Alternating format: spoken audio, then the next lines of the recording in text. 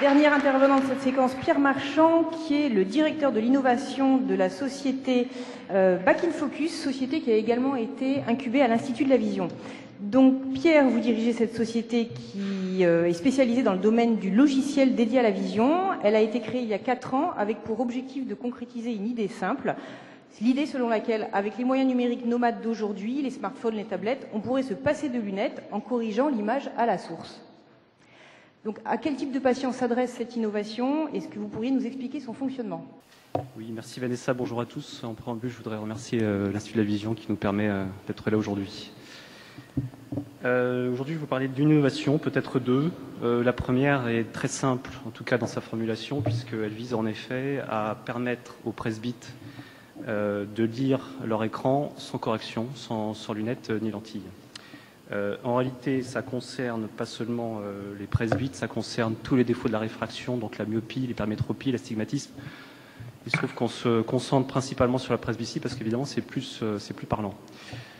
Donc, l'idée de départ, elle est très simple. Elle se fonde sur la constatation que nous lisons de moins en moins sur des supports papier, de plus en plus sur des supports numériques, d'une part.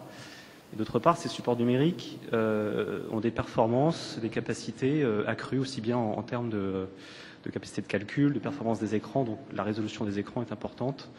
Et puis, elles sont équipées de divers capteurs qui peuvent être utiles. Et donc, on s'est dit à partir de ces capacités, de ces performances des appareils électroniques, comment est-ce qu'on peut en tirer parti pour corriger l'image à la source, au moment où elle est affichée, de façon à se passer de la correction au niveau des yeux.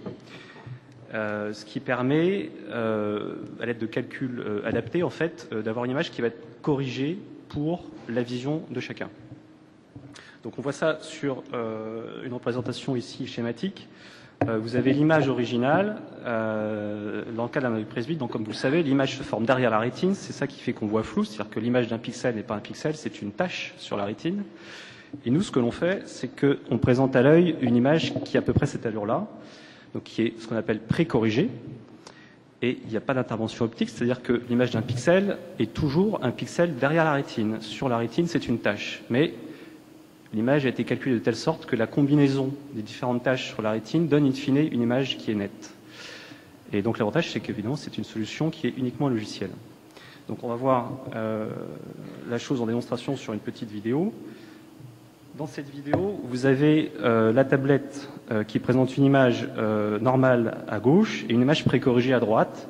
Et la caméra qui filme la scène est une caméra qui va jouer le rôle d'un œil. Donc on simule le fait qu'on enlève ses lunettes.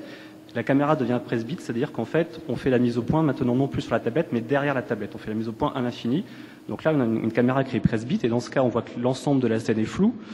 Le contour de la tablette est flou. L'image de gauche, l'image normale, donc évidemment est floue, c'est-à-dire qu'on ne distingue pas les petites lignes, évidemment, mais même les grosses lignes en bas sont assez floues. Et sur l'image de droite, qui est l'image précorrigée, on voit que c'est net évidemment en bas, et même sur les petites lignes, on va remonter, voilà, sur les petites lignes du haut, c'est tout à fait déchiffrable.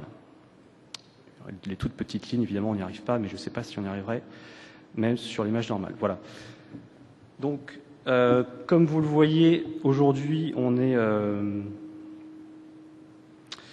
au stade du prototype, ce qui veut dire que les enjeux pour arriver à un produit commercial sont des enjeux classiques qui sont de validation des performances, et ça passe par des tests à grande échelle, et puis l'implémentation en temps réel sur les différents OS.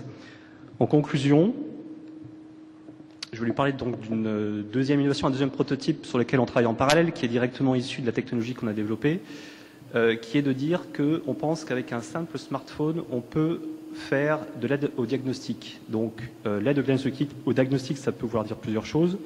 Ça peut vouloir dire détecter une baisse d'acuité visuelle, alerter sur une possible pathologie oculaire.